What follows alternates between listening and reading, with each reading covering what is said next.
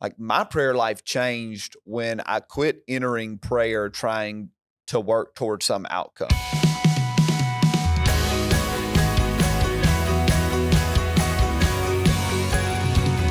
Hey, welcome to Ascend the Hill with Jeremy Austill. I'm Jonathan. This is Pastor Jeremy. How's it going? It's going really well. We were just saying, it feels like it's been a while since we've done this. Yeah, I know. You were on vacation last week. Yes, I was. You went to Disney. I did. And how much money did you spend on merch? Way too much to be proud of, but I got some cool things at home now. So now it's just like making sure they don't get dirty, making sure they stay pristine, you know. Yes. Yep. So do you wear your Disney stuff not at the park, or do you save it for the park? It depends. Like some of the stuff you get, you really have to be on a certain vibe in order to make it work. Like there's some shirts are just so crazy, it like makes you draw attention to yourself. Yeah. And sometimes I'm just not about that on a normal day to day. Right. Every once in a while though, I'll But do at it. Disney, all bets are off. Oh, 100%. They have this really cool Figment jersey that looked really cool. Figment? So, Figment. So my gosh, where you went to the like obscure characters there. He's the mascot for the Festival of the Arts that's happening right now. Too much information. But anyways, the jersey was really cool. And I was like, I need that one. So I got it, wore it the next day. So that's good. At the that's park. good. Well, I'm glad. I'm sure y'all had an awesome time. It was good. Had a lot of fun. Definitely spent way too much money on merch and food. Yes. And speaking of food, the last time we did this, I think we were still in the fast. Yes, we were. The fast is over now. It is. We have come to the conclusion of the 21-day fast. I'll tell you, my body is just now kind of getting back to normal. And so I thought, man, I'm going to start eating and I'm going to eat healthier. Mm-hmm. And I did. Like I came off the fast and really restricted my diet still, just trying to eat real healthy. Got a week in and had only gained like a pound or two back. Yeah. And was like, all right, I need to get back up to my playing weight. And so I've been eating some ice cream and a lot of beef so I haven't weighed in a couple of days, but I have a feeling I've added a couple. We left for our trip that Sunday morning. So fast ends, the next day we leave for our trip. And we were trying to eat at Disney Springs, and it literally was like we started getting food, and we're like, wait, this feels weird. We feel like we're not allowed to do this right now. Oh, same. I had the same feeling, borderline guilt. Yeah. Right? Am I supposed to eat? We had a board meeting after on the Sunday that the fast had ended, and I came into the Sunday service, and I stayed on the fast through the Sunday service because it's like this is not the time to go back to a normal diet. Like I got to preach. I don't want to mess myself up. And you can read between whatever lines you want to there. And so my first, non-fasting meal was after that. And we had tzatziki's. So we had chicken and rice and Greek salad and all of that. And there was enough left over after the board meeting. I took it home. Yeah. And so in a 4-hour span, I ate 3 full plates of chicken and rice. Goodness. Like I ate it and was like, man, that was good. An hour or so later, I'm like, I want some more. And so anyway. And tzatziki is no joke. It goes really good. I love tzatziki. So good. And on the topic of food, since I'm hungry right now and we've been talking about food, and it'd be interesting to see some Would You Rather food edition. Yes. I don't know if y'all have enjoyed the Would You Rathers at the beginning of these, but Jonathan and I thought, hey, this is fun. It's a little get to know you. So go for it. I'm eager to hear it. Super fun. And this first one, would you rather give up cheese or chocolate forever? Whoa. Yeah. Give up cheese or chocolate forever? Mm-hmm. Man, that's really tough because I love both of those things. Yep. I think I would rather. I think I'd rather give up chocolate. Yep. Okay. And I just think that because like so much of what we eat is way better with cheese. Cheese is like the biggest pyramid in the food pyramid. Yeah, and chocolate's sugary. That's not. Not that cheese is great for you, but that's not near as bad, I don't think, as sugar. I'm convinced sugar is like the worst thing for us. Yeah. And so, yeah, man, you started out came out hot. Nailing me to the wall. Like, what am I supposed to do? That's 2 of my favorite things. Yeah. Now this one might be polarizing. Would you rather eat ketchup or mayo for every meal? Oh, ketchup. Really? Okay. Bro, I don't like mayo. Really? Okay. I'm a mayo No, person. no, I don't like it. Now, but I have a weird relationship with mayo. I like it on a BLT, Okay. like bacon, lettuce, tomato.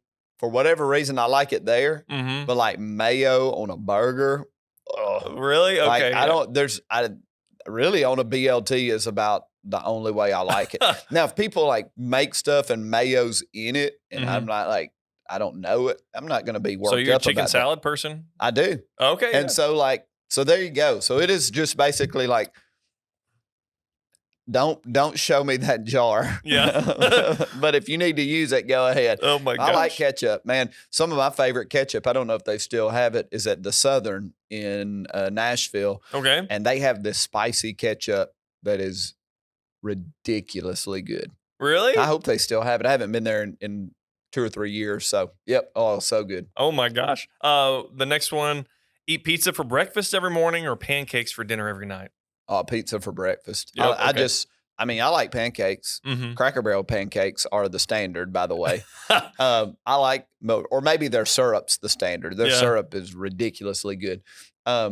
First Watch has good pancakes, right? Oh yeah. I will say this: Waffle House, even though that's not technically a pancake, Waffle House's waffles are overrated.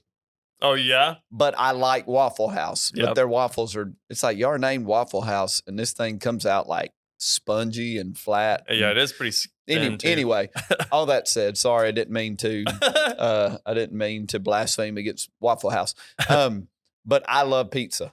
Mm-hmm. I mean, I think I literally said this in the last couple of days to Michelle. It's like pizza might be my favorite food. Mm-hmm. It's like, especially like good pizza. So. Yeah. Growing up, like you have the school lunches. My high school though had like the different plate. You could eat your chicken at this one place. It was a big high school. Yeah. Chicken or the pizza or the normal whatever they're serving that day for lunch. Pizza all the time. Yeah. Pizza every single day. Probably too much. I love it, man. I like NY Pie in Hendersonville. Shout out. You know, if NY Pie wants to be a sponsor of the podcast, by all means. I love NY Pie, Sanders Ferry. I like pizza. Yeah, it's hard for me to find a pizza that I don't like. It's rare. Yeah, it's rare. Yeah. Give up cake or give up ice cream forever? Probably cake. Okay. Just because, like, I think I don't eat a ton of desserts in general, and but I do eat some. And if we have a dessert that is for me around the house, it's usually some ice cream. And so I think I'd rather have ice cream, but I love cake too. Yeah. I mean, and man, chocolate cake, pineapple upside down cake, strawberry, bro. There's a lot of good cake. Yeah, there's a lot of good ice cream cake. I will say, and I think I've told you this before, I don't really care about pie. Yeah. Like cake drastically more enjoyable to me than any pie. Okay. So nice. The last one. And then we gotta stop talking about food because I'm getting hungry. Yeah, I know. I've got. Listen, I grilled fajitas last night, and I got a lot of those. I got the fajita meat. I basically got fajitas waiting for me in the refrigerator, and so I can't wait. Yeah. So I'm hungry. My gosh, it's 11:14, and I feel like I'm starving right now. No. So. Last one. Would you rather give up sugar forever or give up salt? I'll definitely give up sugar. Yep. Okay. Yeah. And again, that would probably be more of a health decision. Mm-hmm. And like I like salt. I enjoy salt on stuff. Like I don't want a steak unless I've got a pretty solid amount of salt with it. Yep. So anyway.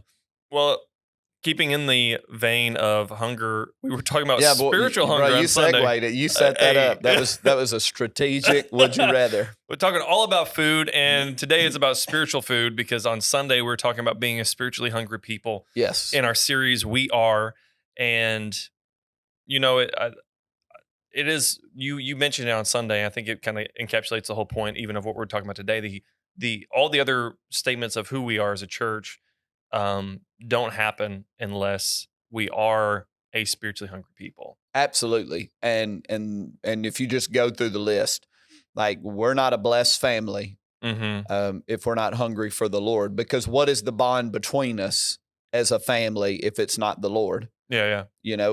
And then on top of that, like we can't walk in God's blessings unless we're centered on the Lord. And then you go to the next one, which is biblically mature. You'll never be biblically mature unless your desires for the Lord lead you to it. I love him. I'm committed to him. And so I want to devote myself to his word and the shaping of his word. You won't be soul healthy unless you're spiritually hungry. He is the one that leads us into true soul health. I don't think everybody that doesn't know the Lord is walking around, an emotional, mental disaster. Yeah.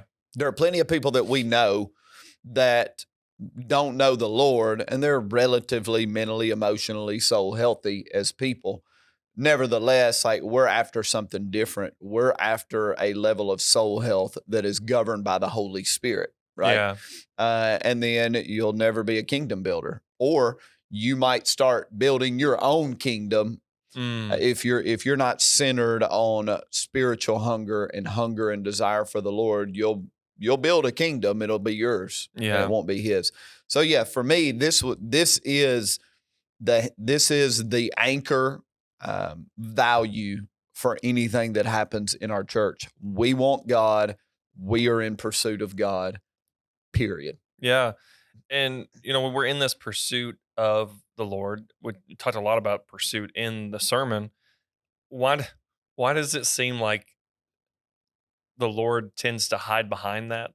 Yeah. The veil of pursuit. Like he's there, he's always there, but for some reason he has chosen to be behind that word of we have to pursue him and you find him, That's a great question. I do believe that pursuit creates value. Not only do you discover value, in what you find, but the process of pursuit makes a thing more valuable or meaningful to you. It's human nature. Like if everything's given to you, the level of appreciation for it a lot of times diminishes. But it's what you have, if you will, worked for. It's what you have sacrificed for, what you have inconvenienced yourself for. Yeah. That the value gets multiplied on the end thing. In this case, it's the Lord. It is in the pursuit that he becomes increasingly valuable to you, right? As opposed to common, or to be taken for granted. It's like, no, like I have gone on a very committed, very intentional, very sacrificial, very like put myself aside journey. And as a result, like of all of that investment, like God becomes of great significance to me. Yeah. And so I think it is God's way, knowing how humans are built, of leading us into like exponential or increased affection, appreciation, admiration of him. Yeah. And I think that's a good bit of it. Yeah. And I don't think, and I've shared the analogy before of like playing hide and seek with my kids, and how when they were little, I was big enough and I was more experienced, and at that point my intellect was at a higher level. I could have hid and them not found me. Yeah. Because they didn't know all the rooms. They didn't know all the spaces. Their world was smaller. And so, but the objective was not to hide so that I wasn't found, right? Yeah. The objective was to be found. And I mean, it literally, the build up of them hunting me down made the discovery like more explosive, and I talked about when I've shared that analogy before, I'd hear them hunting for me and know like they're not near me. So I'd knock on a wall, I'd cough loud, I'd give them some clues on how to get to me. And by the time they finally got to me, there's so much laughter. There's so much noise. There's just this explosive moment of discovery. And so God's not hiding to make it difficult. Yeah. He is hiding so that we come to increasingly value him, if you will. Yeah. And you reminded me of when you said that, you brought up the point of when you go for the pursuit, it adds more value to finding him because you put in the work. Yeah. And it reminded me of something that I've heard with, like, if people are going through like a spiritual battle, or maybe they're dealing with something in their personal life, they're trying to overcome a certain sin or something. It's kind of like it was, the analogy was the same in that the Lord could take away certain things immediately. Yeah. But the value in you working through certain things Yeah. actually gives you the ability to understand how to combat those things in the future. Right, right. Absolutely. You learn how to hunt God, so to speak. Well, and I think even more than the hiding aspect, it's less that God is being elusive. It's more that what I started the message with, God, you are my God. You are Elohim. Which means like you're unlimited layer upon layer, unlimited texture upon texture. Yeah. And so it's really not, the hide and seek example kind of gives some picture to it, but I don't know that it's the best picture. It's more like there is this book with an unlimited amount of pages, like the book never ends, right? And you just start reading it, and each page you're discovering more, you're learning more, and you just stay with it, and you become mesmerized by the book. It's not about the end; it's about like the relationship you build with the book. And so he's Elohim. It's not as much like pursue me because I'm kind of hidden. It's more pursue me because you're never going to come to the end of that pursuit. Yeah. Like, there's always going to be more. There's always going to be deeper. There's always going to be higher. And so for me, that's more of what the pursuit is about. It's the acknowledgement that God is omni. Yeah. And, I am never going to, come to an end. Like, it's just always going to be more. It's going to be better. It's going to, that song we sang from time to time, he keeps on getting better. Yeah. Obviously, he's same yesterday, today, and forever. He doesn't change. But as I turn each page, as I pull back each layer, he gets better to me. Yeah. And so, again, adding the value, it's the journey of the deeper you go, the longer you pursue to discover, the more enamored, in love. And so that's, to me, the whole point of the pursuit is to pull us deeper and deeper and deeper into affection, adoration, love. Yeah. And so that's what it's ultimately about. And he makes it this process of discovery, because his end goal, and I've said it through the years, God's dream for you is himself. Yeah. Like, the best thing God can give us is himself. There is no better. Every parent wants to give their kids the best. Yeah. Well, God the Father wants to give us the best, and there is no other best. Yeah. He is the best. And so he's saying, I'm giving you myself. Come find me. Come seek me. Come pursue me. Come discover me. Yeah. And you won't be disappointed. You might be disappointed by people. You might be disappointed by representations of God, people that come in his name that don't quite measure up. But if you stay fixed on him and discovering him, you're not going to be disappointed. Yeah. And I feel like there are some questions that arise when people are reading the Psalm and they hear a sermon like this, and they use it in a healthy way, like measure against themselves. But then they come to the conclusion, well, I'm a Christian and I believe in God and I go to church and I do all these things, but why don't I seem to have that same hunger that David does in the Psalm, or that we're talking about? Why don't I seem to have that? I'm not at that point where it's like, oh my goodness, I'm so thirsty for the Lord. Like, my soul hungers for him. And so, like, I guess either they see that and they say, okay, I guess I need to make a change, or sometimes they could take it as a weight and it feel like a burden. Right. And then they're like, well, am I doing something And they wrong try then? really hard. Yeah. I feel like I'm trying hard, but I feel like I don't have that. Am I wrong? Like, so those kind of questions come up, So I think hunger is a grace and it's cultivated. Mm. And I also think that in the human experience, there can be an ebb and flow in it, Mm-hmm. right? And so sometimes our hunger is a matter of discipline, and sometimes it's a matter of delight. Mm-hmm. Sometimes we're stirred in of like, I want God. I'm stirred. I feel that. I'm inspired. I feel some yearning in me. Mm-hmm. And other times it's, I don't feel all of that, but I am disciplined to eat. Like Yeah. I am disciplined to consume.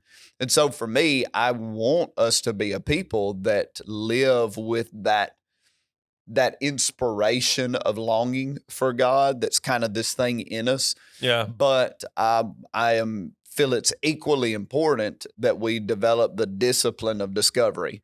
And when I talk about a grace versus cultivated, I think there are moments when God puts a grace on us. Mm-hmm. And something like the Lord instigates something in us. He's doing a work in us. It's a grace that comes upon us that creates desire in us for God, right? Mm-hmm. And when you have that, when that grace comes upon you, whether it's, you started January with it or something randomly happens in the middle of April and suddenly you're stirred, I think we have a responsibility to seize that moment. Mm-hmm. When that grace comes upon you. You can't really point to anything. It's just like my appetite for God is increased. Yeah. When that happens, you got to honor it. Mm-hmm. And you got to bear down, right? Of like, I'm going to seek the Lord. I'm going to turn the worship music on more frequently. I'm going to dive in the word more. I'm going to curb what I consume. And I'm really going to lean into the Lord here, right? Mm-hmm. There are other times when you don't necessarily feel a grace, but you cultivate hunger by what you consume. Yeah. And I've talked a lot about that through the years of we crave what we consume. Mm-hmm. And I've given the analogy of Mountain Dew, sugar. We've talked about sugar. Sugar is a perfect example. Yeah. I have, Michelle buys me these dark chocolate chips, little bags of dark chocolate chips and I keep them in the refrigerator. Mm-hmm. And I will, after dinner, go and pour, just not a huge handful, but a few. I'll eat them. Mm-hmm. I love the crunch. I love the sweet. I love all of it. Yeah. And it kind of satiates that, right? Yeah. Like, okay, now literally for several days as the fast began, I was kind of like, man, I'd like to have something. Really, I just wanted anything. Yeah. When I shifted to eating vegetables, mm-hmm. like, that desire for that chocolate hit after eating came to me, right? But I didn't honor it. Mm-hmm. Like I didn't. And so you get to the end, and by the end, it's like, this is not, like I've kind of broken that craving, mm-hmm. right? And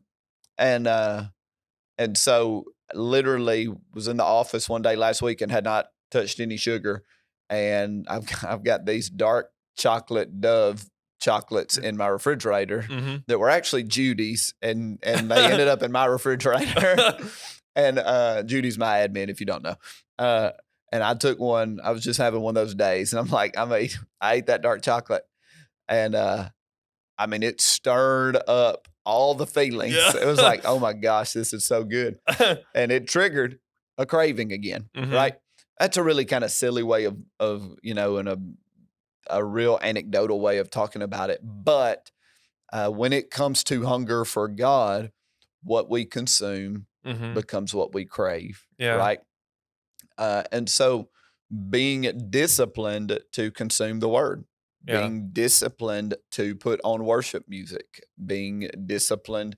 And you'll be amazed too. Like, you listen to worship music a lot, or, I listen to a lot of ambient music, and, mm-hmm. and it's just, it's different worship artists, and they're just playing pads and ambient stuff. It's amazing how, like, if you feast on that and then you turn on the radio to something that's not worship, mm-hmm. how abrasive almost that other thing is, because it's, not that it's all inherently bad, but you pick up on all the messaging that's like incongruent, right? Because you've been feasting on something else. Mm-hmm. Your diet, your appetite has started to go a different direction. And so yes, I think we all have to be careful to not do the like try hard thing. Mm-hmm. I think it can become really detrimental. Yeah. It's more about the reason the try hard becomes a problem is because you feel like you are disappointing God, or you have to earn something, or what have you. Like there's something off in your understanding with God, because once you know God, like I'm doing all the same stuff, as I was in my try hard phase. Yeah. It just is from a different place now. It is from the place of like, I want to know you. Mm-hmm. Not I've got to prove myself to you or gain your approval. It's I want to know you. Yeah. And so, man, just that simple phrase in the 90s, like, I want to know you, God, that was like in our revival days of the 90s, like that phrase was everywhere. To know God, to be intimate with God, and I guess, man, we said it so much that it became cliche to me and it lost its potency. Mm-hmm. But in the last few years, that phrase to know God has come alive in me all over again. And it really is that simple. I want to know God. Yeah. And so what am I going to do? Like I'm going to go on that pursuit. And sometimes, again, just to, kind of bring the plane back around to your original thought, sometimes I hit pockets as the pastor of Cornerstone Church. There are stretches where I would say I'm in a moment of grace. Mm-hmm. Like something's happening in me. I'm inspired. I'm stirred. And sometimes that's connected to, hey, it's the new year. Sometimes it's just something hits me one day and I go on a 2-week run where I'm weepy, and the word of God is just exploding off the page to me. And then other times, I think those seasons of grace, though, increase with frequency if we are disciplined in like cultivating knowing God. Like, delight follows discipline. Yeah. And as we wrap up here, for all the overthinkers in the room,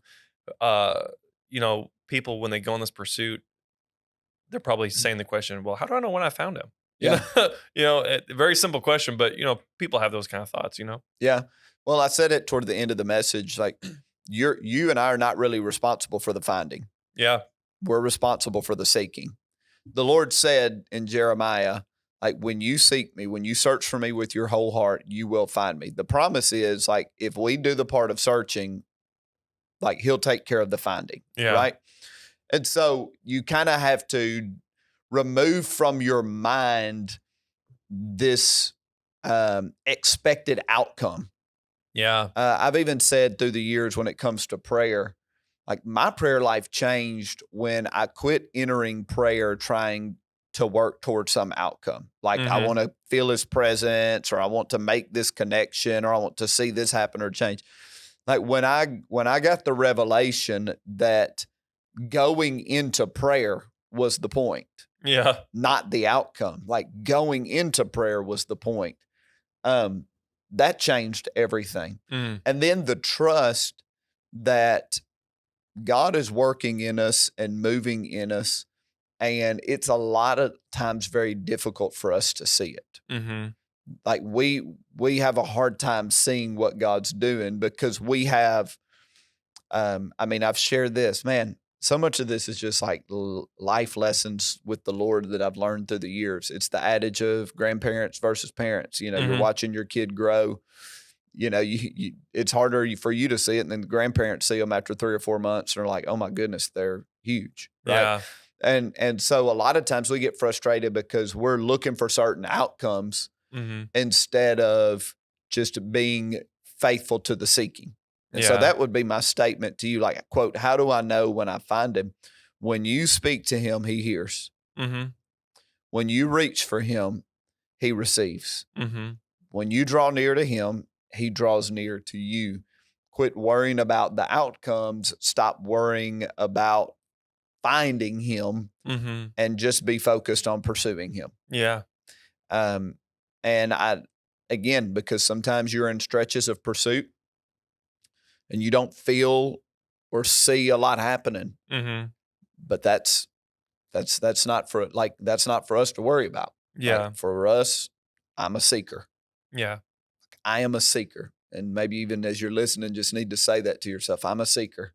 Like, my responsibility is to pursue. My responsibility is to proactively, intentionally, consistently reach out and engage with God. And then I let him handle the rest. And I have to live with this peace of mind that God is for me, that I'm his son, and that position is locked in because of Jesus, right? Yeah.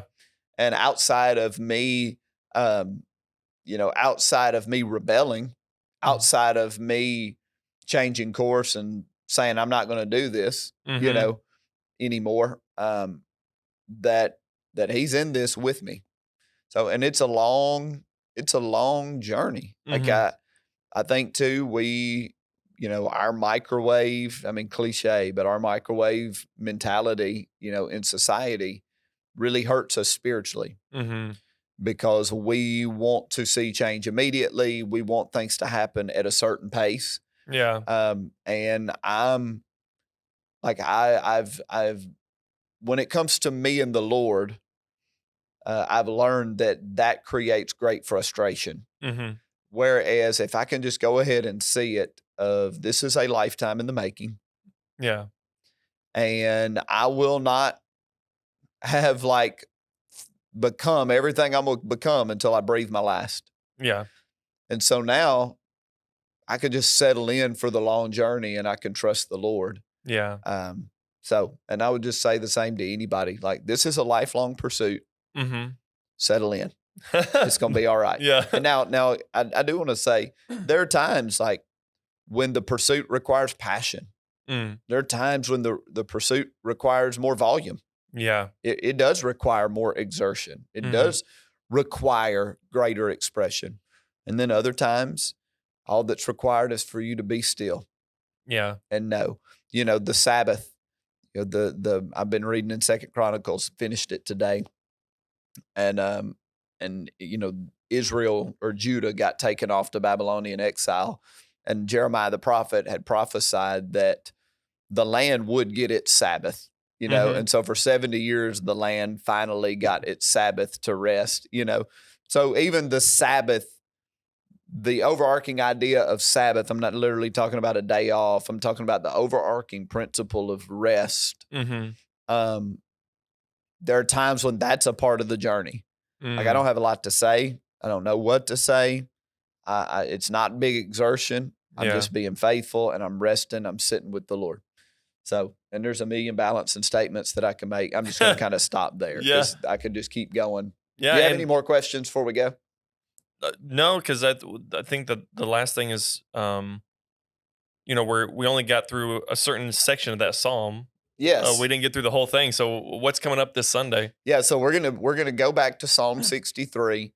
And he talks about praise a couple of times in the psalm. And so we're going to talk about praise as a path to presence. And then what is produced, once we have praised and gone down that path of presence. And so there's a lot of P's there. Yeah. Praise, path to presence, produced. Yeah. So obviously there'll be some alliteration Sunday. And I like talking about praise. It fires me up to talk about praise because number one, praise puts the spotlight on God. Yeah. Number two, praise is defiance of the enemy. It's defiance of the world around us. And I guess even at 45, I've still got that little bit of 22-year-old rebel in me. Of now I don't defy authorities. Yeah. I defy the enemy. And there's something in me that's just man, my praise is a weapon. So I'm really looking forward to talking about it. We're a church. We got a great worship pastor. Pastor Heather, I think she leads worship kind of like how I preach. Yeah. There's a passion, there's a zeal in it. And we're going to be a church that praises. Now, I'm not, we're not going to have security cameras checking everybody out to see who's doing what, but we're going to be a people of praise because praise is biblical. Yeah. So you heard it. We're talking about Praise Sunday. So bring your praise on Sunday. Yeah, but leave your tambourine at home. Yep, there you go. You heard it here first. All right. Well, we'll see y'all Sunday. And if you can't make it, just watch us online, csnlive.org, or you can go to our website, click the live button. Regardless, we hope to see you Sunday, and we're praying for you, and we're just ready to praise with you. So we'll see you.